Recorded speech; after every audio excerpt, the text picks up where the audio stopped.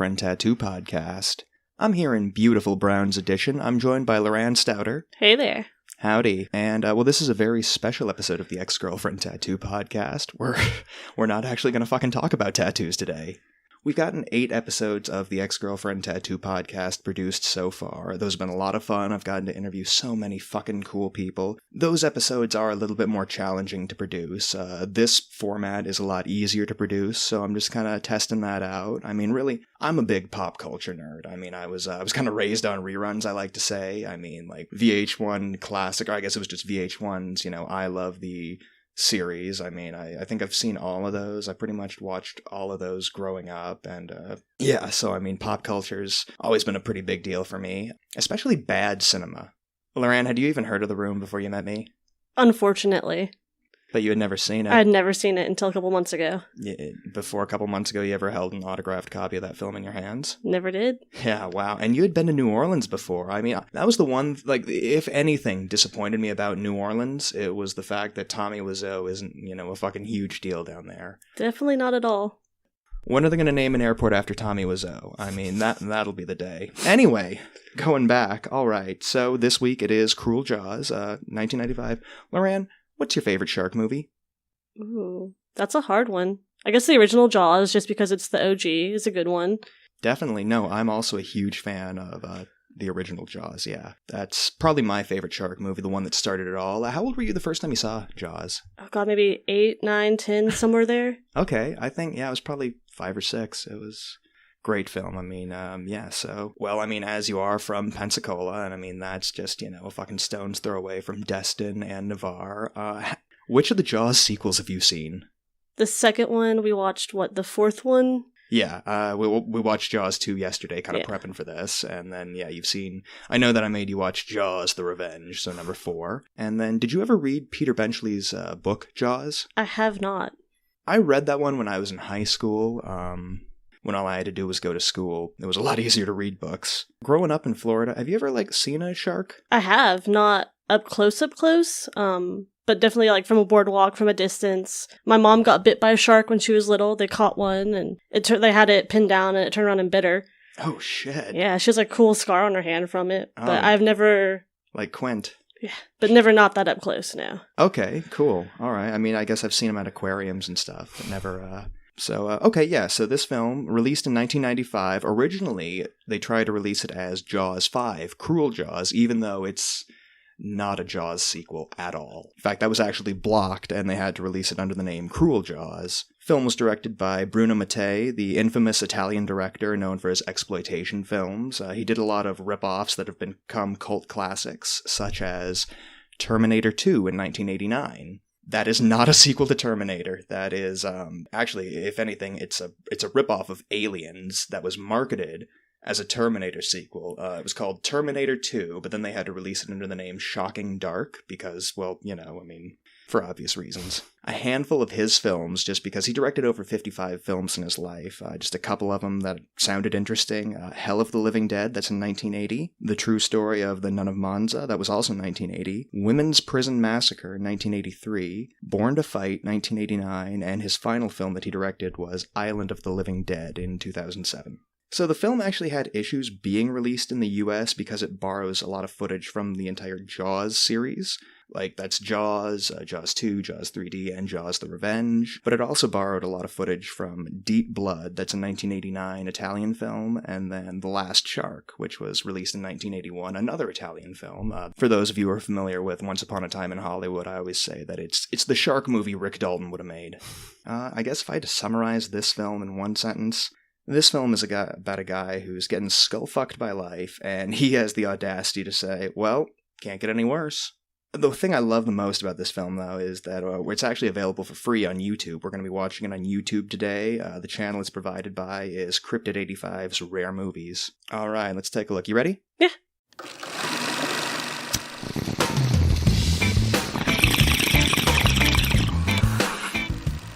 All right. Hope you've enjoyed us so far.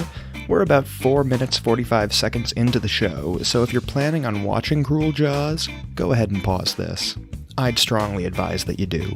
We were able to watch this film for free on YouTube. Once again, that was Cryptid85's Rare Movies. Go check that out.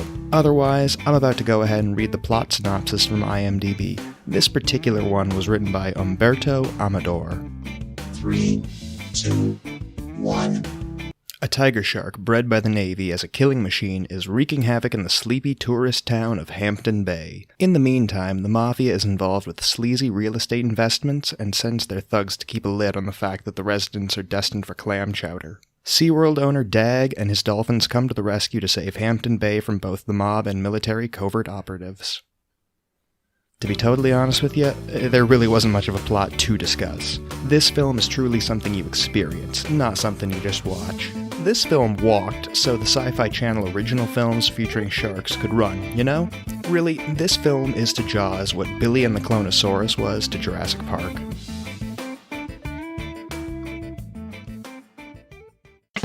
We now return to the viewing in progress. Well, golly, that was a lot to take in. That was a movie that I saw. That was definitely a movie. It was a film, all right. Wait, so you didn't tell me Hulk Hogan made a shark movie? Well, yeah, that was pretty much the surprise. God, I hope the I don't know how many beers I drank while we were watching that. You had like what, 3? Ish, yeah, definitely. Much needed, I think. No, definitely required for the viewing. Yeah. Oh God, I think I had what, like 4 or 5 ish. Yeah. Well, I ain't got shit to do today, so right. All right. Let's just talk about the movie then. So, pretty sure that opening shot was shot on a fucking soundstage, not on the water. There was no water involved whatsoever. Nowhere near the water. Okay, so you picked up on that too. Yeah, definitely. It was very, very awkward. Thank God. And then, let's see. So, did you notice how earlier on, like in the credits, William Snyder is credited as director, among other things? Okay, yeah. Bruno Mattei under a pseudonym, you know. I mean, I guess okay. that he used a variety of pseudonyms in his career. Kind of like a Stephen King kind of sort of exactly. thing? Okay. Think of William Snyder. What William Snyder is to Bruno Mattei, Richard Bachman is to Stephen King. I think that's a good comparison. Okay, yeah, cool. Thank you. Yeah, you're welcome. Did you feel that we saw the shark way too early? Oh, definitely. Because like the OG Jaws, you don't see it till like what, at least halfway through? Oh yeah, no, right about halfway. You were if like, not what, later. like 5 minutes in, and we're like, oh, there's a shark. Yeah, seriously, it felt like way. It felt like way less than 5 minutes. You know, I guess overall, did you enjoy the film? Intoxicated, yes. Okay, definitely not a sober movie. No, I mean, it's not the worst movie I've ever seen. Definitely not the best. No, I'd agree with that. For shits and giggles, yeah, it's a good one. No, I totally feel that. I guess for Jaws fans, you know, it's a fun movie. Like I guess I noticed I was keeping track of a lot of homages to the Jaws or the Jaws franchise during the film. Like even during the opening scene, that dropped camera taking photos, I felt like that was a pretty clear homage to Jaws too. Yeah. I was sad we did never see a payoff during the film, but, I mean, it is a thing that happens. Those dipshit dolphins that they establish early on, that's Jaws 3. Is it from the SeaWorld thing, right? Mm-hmm. Yeah, okay. I realized you've never seen Jaws 3, but yeah, those dumbass dolphins are totally a Jaws 3 thing. They were cute, and so was the seal. Well, okay, then you're really gonna like Jaws 3 when I show it to you in the morning, then. Alright, deal. Okay. The corpse washing ashore, I felt like that was pretty clear. That's the OG Jaws right for there. Sure, definitely. You know, Chrissy's corpse. Let's see. And then, of course, right down to where, you know, they suspect the tiger shark being the culprit of everything going on Amity Island in the first Jaws. Yeah. Yeah. The girl going skinny dipping right there, you know, and pretty early on in the movie. Pretty clearly an homage to Jaws. I think what made it better was they literally fucking stole the footage of Chrissy Watkins swimming naked in the ocean in the opening credits of Jaws. Right. They stole that and put it in the movie. So, I mean, that was pretty cool. But, I mean, then again, speaking of the original Jaws, the original theme of the mayor and the chief of police, I guess in Cruel Jaws, it's the sheriff, butting heads over, like, the chief of police / sheriff wants to close the beaches immediately, and the mayor's like, no, we can work around this. No, totally the same thing. Exactly. Yeah. I mean, excuse me to use a southern colloquialism, but bless their hearts...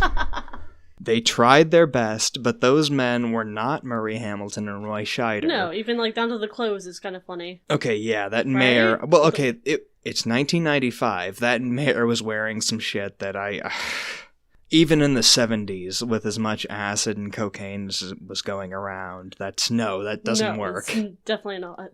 But yeah, no, the mayor and the cop butting heads over the beaches. I mean, that's very much a Jaws thing.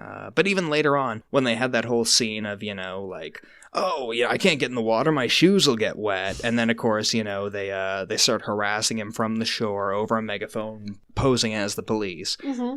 That's Jaws 3 right there. Like, that is literally, that's Okay. like Randy Quaid and Leah Thompson in the water, I think. Honestly, that's my favorite horror franchise, like, of all time. Are you serious? No way. I mean, like, as much as I love Nightmare, VHS as an adult... Well, no, VHS is so good. VHS is so good, but I mean... How have we never watched those together? I really don't know. We have to watch the VHS series now, but I mean, Jaws is, I mean, like, literally, I've loved that one since I was a child. No, it's a classic. You have to love Jaws. It really is, like, Mom, I know you're listening right now, and thank you so much. I remember when I was like 5 or 6, younger than 7, because we were still living in Medford at the time. But I remember, like, one year my mom bought me the fucking, like, the special limited edition, copy of Jaws on VHS. That's cute. It was a 2-parter, I think. It's like Titanic, like the 2-part VHS. Exactly. Was it really that long? Well, it wasn't like that, but no. One VHS was just the theatrical cut of the film. Okay. And the second one was like the bonus, like the making of, know, okay. and it was a really, like, as a little kid, like, I've never seen that, so now. Like, as a little kid watching that documentary about how they made Jaws, like, honestly, I think, like, as like a grade schooler, that was a bigger deal to me, because I was like, oh my god, this is how much work went into making a movie that good. Because obviously they didn't do that with this movie, so. Well, fuck no. But, oh my god. And then, they used that orange channel marker. I believe it's channel marker. I believe it was a channel marker. They used a red circular floaty thing as a substitute for that yellow barrel in the original Jaws. In Cruel Jaws, they used that orange floaty thing, kind of as an indicator that the shark is there. Much like the yellow barrel in the original Jaws. But another thing that I found interesting was, so that subplot about, like, the mafia holding an influence over the town, right. Yeah. So that's not a ripoff of Jaws. However, in the novelization of Jaws 2, written by Hank Sears, to this day, I haven't actually found a copy of it. I'd really like to. Like, honestly, after I get paid again, I want to find a copy of it on eBay. Something like that. But yeah, I've read a synopsis of the novelization of Jaws 2, written by Hank Sears, and there's a subplot about the mafia being involved in Amity's affairs, at that time. Yeah. So the mafia subplot in Cruel Jaws, I feel like, was definitely a pretty clear homage to that. All right. Let's see. Even, like, the first thing they assume is a tiger shark. So did they do great white in this one? Was it supposed to be? So they showed a great white, and then I feel like I'm really not a shark expert. Much like the guy in this movie, I'm not a shark expert, so... It was either, they showed a great white for sure. They also showed Bruce, the shark from the first movie. Okay. He's easily identified by the fact that he has jowls. But opposed to, like, the other ones that don't? Or... Well, yeah, great white sharks do not have jowls. Okay. That was something that they added on, like, in the first Jaws movie because no one had ever made a movie about, like, great white before, so... But did the other two that you talked about, did those have? What, Brucette and Brucetta? Yeah. Brucette is the shark from Jaws 2. Brucetta is the shark from Jaws 3D. Not to be confused with the baby shark, Danny from Jaws 3D, The Offspring. Well, yeah, but no, those sharks don't have jowls. Okay. And the shark from Jaws the Vengeance, that shark doesn't have jowls either. Okay, so just the first one. Just Bruce. Okay. Now that I think about it, since this is the Ex-Girlfriend Tattoo podcast, the tattoo on my right wrist of a shark is also named Bruce, as an homage to Jaws. Not from Finding Nemo? I told her that story earlier today before we started recording. That once someone found out that the shark on my right wrist is named Bruce. I mean, as an homage to Jaws, and he was like, "Oh yeah, like Finding Nemo. Fish are friends, not food." And I'm like, "What the fuck are you talking about?" That flare gun death, like when the girl shoots the flare gun at the shark after dousing it in gasoline. Well, first off, oh my god. So Jaws 2 though, right? That is Jaws 2, and they stole the footage, and it's not even clean. But I'm still confused as to why you would gas a shark. That doesn't make any sense. It really doesn't. No. I mean, like in Jaws 2, I but guess. Does she like pour it on herself first? Like, how does that... So in Jaws 2, it was kind of a convenient plot point. Like, they say she was hysterical and everything. Okay. But for Cruel Jaws, when she does, like, pours the gasoline all over herself and everything like that, I mean, it was literally just so that way they could recycle the footage from Jaws 2 and just repurpose it. Okay. It was, it was bad, but it was so bad, though, because literally, they went out on a yacht, but you see a speedboat explode. Because that makes sense. Oh my god, right? But then when the shark took down the helicopter later on in the movie, that was also very much Jaws 2. Right. The ending of the film, though, like when the shark eats the explosive charge and then blows up that way, right. I mean, I guess blowing up the shark is technically a reference to the OG Jaws. Right. Yeah, I remember you told me about that, yeah. But in Jaws 3, the shark swallows a live grenade, and the way they kill it in that movie is by pulling the pin out. Thanks for ruining that for me. Oh my god, how have you not seen Jaws 3D yet? I'm so sorry. I blame you, actually. The fact that I've shown you Jaws 2 the fourth and one. Jaws the Revenge. Well, I have other notes about the film other than times it ripped off Jaws. Did I bring up William Snyder yet? I don't think so. Okay, yeah. So Bruno Mattei directed this film under William Snyder as a pseudonym. I feel like I mentioned that earlier. Okay, yeah. Oh, well. So what about that sexy synth soundtrack? This whole soundtrack to this damn movie. We'll get to the rest of it later, though. But yeah, like, especially for a lot of the incidental music early on in the film. I feel like later, not so much, but definitely early on in the film, all the incidental music is done by... it feels like either an early Casio or a Yamaha synth, and it's, it's very amateur. It shows its age. Definitely, that's a great way to put it. It shows its age, unlike any of these girlfriends. Ooh. Oh, I'm gonna bleep that out. Don't you worry. Anyway, this particular cut of the movie that we watched on YouTube via Cryptid 85's Rare Movies, I believe. Mm-hmm. Going through my notes, yeah, Cryptid 85's Rare Movies. This one was hard coded in Japanese. I believe it was Japanese. How's your Japanese?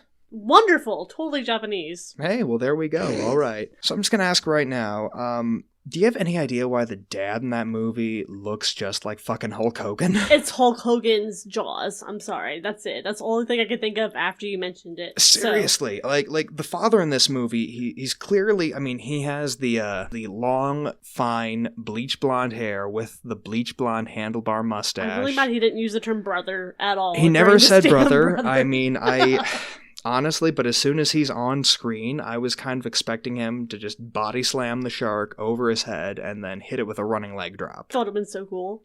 Seriously, though? They missed opportunity. If he told the shark to just say its prayers and eat its vitamins, this would be a totally different movie. One thing I did like, because it is a Jaws ripoff, is early on in the film, they establish a really good bond between the oceanographer, so the corpse washing ashore, like I said earlier, I felt like that was a really cool homage to the original Jaws, sure. Especially when they showed the medical examiner going over and, this was no boating accident, this was a shark. So I have dick brain written in my notes. Dick brain! Yeah, so I have dick brain written in my... The best insult in the entire fucking movie. Right? Seriously. Dick brain. Dick brain. It's... my new favorite insult, I think, now. Right? Dick brain. And I'm gonna call the kids at work now, Dick brain. Dick brain. So there were some truly awful day for night shots in that movie. Holy shit. Oh my god. You couldn't tell. Like, seriously. It was awful. It was like they tried. 3 p.m. or like 3 a.m. or... It felt like they tried to shoot day for night and then realized what they actually had to go through to shoot day for night and then said, let's see, and then, oh my god, okay. So for a film that not only stars a Hulk Hogan lookalike, but gives a minor role to a Chris Jericho lookalike. Ooh. This film had the fucking worst fight choreography of anything I've seen. It was rough. It was pretty bad. It was pretty bad. But the fact that gang of thugs pulled up and rolled out in a white Jeep without doors, I mean, the first thing I thought was New Jack City. Okay. Because right. Nino Brown's gang drove him around in a white Jeep Wrangler with no doors, no top. I mean, New York during the summer, it's... Okay, yeah. I've also done drugs in a Jeep with no doors and no top, so, I mean, I guess I'm just as cool as Wesley Snipes, if not cooler. Well, I haven't gotten my tax refund yet, so, who knows? Maybe next year I won't even do my fucking taxes. Ooh. Did you notice how many of those scenes were shot in a clear mock-up of what was supposed to be anything? Like the police station, clearly not a police station. Like the party scene? Oh my god. You mean the party where they were at an indoor patio? The club that was a fucking indoor patio? So, do you know what saved that scene right there? It was that blonde guy with the mullet near the end. Obviously. That mullet guy saved the scene. I mean, yeah. Are you biased? You're welcome. This is a podcast, you can't see me, but I've got I try to be humble about it, but I've got a very nice mullet. You're not humble about it at all, I'm sorry. I try to be. Try. Oh, don't act like you haven't given me any fucking gas about this mullet. No, you like my mullet. Oh, I love your mullet. The only one I like. You know what? That's your prejudice. It's showing right now, but someday you'll realize how wrong you really are. Whatever. But yeah, no, I really liked the mafia influence. Like, for sure. No, that was it was a cool. fun little subplot in this movie, and again, it's I've read the synopsis for Jaws 2, the novelization by Hank Sears. It was a nice like twist, sort of. If anyone's listening to this with a copy of that book, seriously, I'll have my contact info at the end of this podcast, and we can work something out. I did like how near the middle, kind of 3/4 into the film, it became clear that the town was known for the shark attacks, much like Amity Island was in the first. And of course, they tried to kind of bury that. But honestly, because Jaws got sequels, I really would have liked to see in like Jaws 2, like people coming there like as shark tourism. You would think they would be like, I really want to fucking see this shark. Where's the shark? Like they did the family that came. Exactly. Like I want to see the shark. Where the fuck is the shark? There's no shark. Everything's fine. Oh my god, exactly. Yeah, no, you would think. Yeah. I'm kind of disappointed that Jaws 2 didn't, I think that would have been a really fun subplot if they just, it's Amity recovering from being known as, Shark Attack Island. Early on in the movie, when those army guys are hunting when they're hunting the shark from a helicopter with a 30-06. Okay, but you and your brother have this like shark attack plan, right? Well, okay, I'm actually gonna get to that later. Okay, all right. But I'm just saying, like, two dudes hunting a shark with a 30-06 from a helicopter. So this film was shot in Florida near Theater of the Sea, the Sea Park. Doesn't look like Florida, but okay. Okay, so it doesn't look like Florida. No, so like from my experience, like Florida beaches. How long have you lived in Florida? 22 years. Okay, so you've lived in Florida for 22 years. Most of my life, yeah. Since you were 8, yeah. So like my part of Florida to like at least Pensacola. From Pensacola to like at least like partway to Jacksonville. Our beach is no rocks. This movie rocks fucking everywhere. So doesn't look. It's supposedly shot in Florida. Does not look like it was shot in Florida at all. Okay, I guess I kind of got the feeling that I feel like they wanted to make it look more like New England, which makes sense. If they brought rocks in, yeah, but like every Florida beach I've seen, 0 rocks. I'll put it this way. From what I know about Florida, from what I've seen of Florida, thank you very much, this movie did a better job of making Florida look like New England than Jaws 2 did. Yeah. Because Jaws 2, you're like, oh my god, that's fucking Navarre. That's Destin. That's not a west or a East Coast beach seriously. At all. No, I mean, oh my god, like there's no rocks. The sand looks like it's fucking like snow. The sand looks like snow. It looks like the cocaine at Rick James's house. Hey. I mean, like normal people cannot afford cocaine that looks like that. No. It's saved for people who write Super Freak. But okay. So anyway, going back to Florida, does Pensacola have a regatta?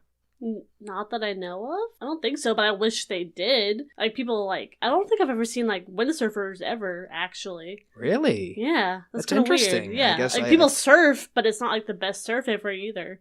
I noticed that in that film there were a lot of uses of "I'm gonna tear his balls off," but no one ever says "I'm gonna tie his cock in a knot." That's unfortunate. It really is. Yeah. I mean, granted, I've only known one person to use that expression in my entire life. But that sounds way better. It's... I mean, I don't know. Yeah. It's a pretty great expression. For sure. And then later on in the film, oh my god. So after everyone's seen the shark up close and personal, they keep fucking calling it a tiger shark. But it's not. It's not. No. I mean, it doesn't look like a great white, I don't think. It looks more like a great white than a tiger shark. Okay, but it's not the best great white either. It's really not. I mean, like except for... the OG Jaws has definitely a better shark than this one did. Well, this film actually uses Bruce in a There's couple no of shots. way. No, there's Really? there were a couple of shots of the mouth if you look closely. Okay, it has but jowls. from the actual, like, not just the mouth, but No, like, no, the shark okay. in general. Like, so those shots, I think I know which shots you're talking about. Those were borrowed from Great White, and that film doesn't... It was the Rick Dalton shark movie. It's really... Because yeah. there's a part of where that shark looks so fucking cheesy. Yeah, no, that was from the... But, like, the actual, like, mouth, yeah. But No. other than that, the shark's fucking cheesy. The thing I don't get, though, is why were all those guys trying to hunt sharks? Like literally 3 different people in that movie fire 12-gauge shotguns at a shark. They have no idea what they're doing. Seriously, I mean, literally, if literally any one of those 3 guys left the Mossberg 500 at home and took out the Ruger Mini 14, this movie would have been 20 minutes shorter. Oh, for sure, definitely. Now the more I think about it, I mean, if I wanted to make a podcast about something I'm passionate about besides tattoos, maybe I should just be talking about guns. Guns are cool.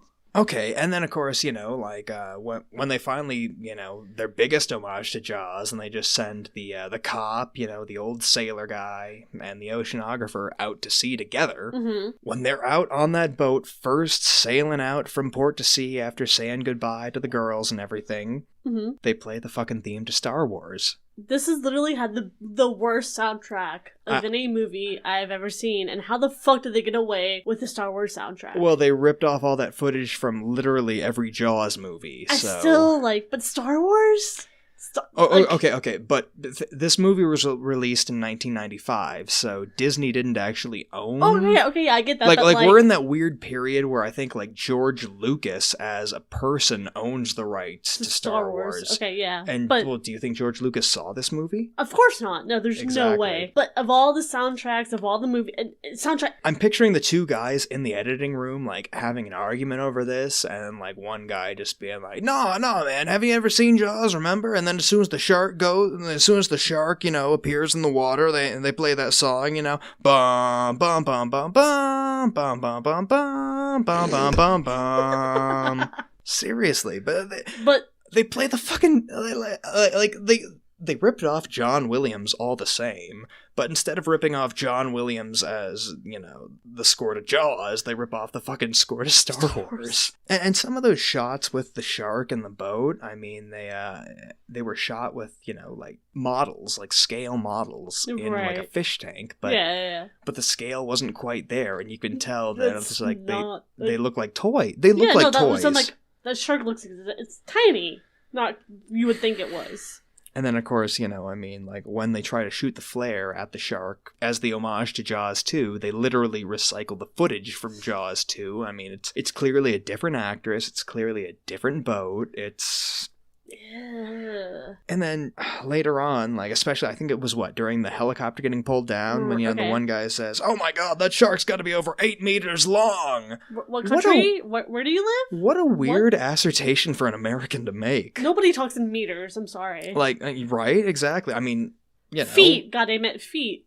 Seriously, I feel like if he were an Inglourious Basterds, he would have gotten shot right between the eyes. Oh, right for then. sure. They would have. Yeah. It's like the 3-3 thing. Yeah, exactly. Yeah. Exactly like that. And then, of course, when it becomes clear that in the opening scene of the movie, they're talking about what the USS was it Columbus? Maybe it was Colorado. It was. One of those. I don't remember off the top of my head. It was somewhere that started with a C. Cleveland. It was the USS Cleveland. Okay, all right, Cleveland. That was carrying a trained shark that was trained to, like, hunt humans specifically. That comes out later in the film. Right. Why were they carrying that on a submarine? Like, you would think of, okay, so we have a man-eating shark aboard. How the fuck did they put that in a submarine to begin with? Okay, good point. How did the fuck you put a shark in a submarine? Oh, how do you... That's like I was talking about the other day about how, where does the waste go? Where the fuck do you put a shark? Yeah, where do you put the shark? That doesn't make any sense. And even then, you know, I mean, like, how do you train a shark to hunt humans? Why would you train a shark to hunt humans? Even better point, why? Because I'm going to make the argument that, you know, I mean, especially, like, if this is a Cold War era thing, you know, like how do you train a shark to hunt humans, but then again, only Soviets? And why is every drawing in that movie god-awful? Made by kindergartners? Okay, right? Oh my god. I could draw a better shark than that, and I have no artistic ability whatsoever. But that shark was pitiful. Okay, and then what about the map? Like, the map they had to the wreckage of the USS Cleveland? Right? Not good. So just kind of final thoughts on the film. Out of 5 stars, what do you rate this? 2.5, 3? Okay. Just because it wasn't great, but it was fun to watch, slightly fucked up. Okay, so on the bad movie scale, ready for this? Okay. Because it's the bad movie scale. Out of 5, how many rooms are in this haunted mansion? 4? Okay. Yeah. There we go. It was All it was right. pretty bad. It was pretty bad, but honestly... Worth watching just for shits and giggles, yeah. No, I'd agree, definitely. Not the worst thing I've ever seen. Oh, no, most definitely. Definitely worth watching, yeah, for sure. Worth watching just to say you did it. Exactly. Bucket list kind of sort of thing, right? No, oh hell yeah. No, I think Yeah. that's a really good way to put it. Yeah. Okay. Honestly, for me, this movie felt more... I know it's a ripoff. It's a very shameless ripoff. It's totally a fucking ripoff. But it felt like more like a love letter than an actual ripoff, you know? Okay, yeah, I get that, for sure. You know, like, if you told me that this was something that, you know, like some 19 to 21-year-old kid shot with his friends and neighbors... Believable. Totally believable. Exactly, yeah. I mean, like, if you told me that, yeah, some really big Jaws fan just, you know, took his friends, family, and neighbors, shot what he could, and then spliced in VHS footage of what he couldn't shoot, you know? Yeah. No, That's exactly. Spot on, for sure. I mean, I feel like for the most part it feels like that, but on the other side of things, there are parts that feel like it's like, oh my god, you know, it feels like a Saturday Night Live sketch. I mean, especially with some of the stock footage they use of sharks. Yeah. Alright, so in closing, if you want a well-executed homage to Jaws, I'd recommend Deep Blue Sea. That came out in 1999. Jackson. Yes. Okay, right? I the mean, best part of that damn movie, Samuel L. Jackson is the best part of that movie, and I mean, it's that one's not a Jaws ripoff per se, but it's fucking good. It's very well done, and there are a handful of really good references to the film. Definitely worth the watch. Oh yeah, definitely. I mean, yeah, it's a film worth watching. But if you're a really big fan of Jaws, and you're looking for something that feels like a fan tribute to Jaws, yeah, you want to watch Cruel Jaws. All right. I'm Austin Larson, and thanks again, Loran. Yeah, thank you. Well, thank you. And yeah, once again, this has been a very special episode of the Ex-Girlfriend Tattoo Podcast. I hope you've enjoyed.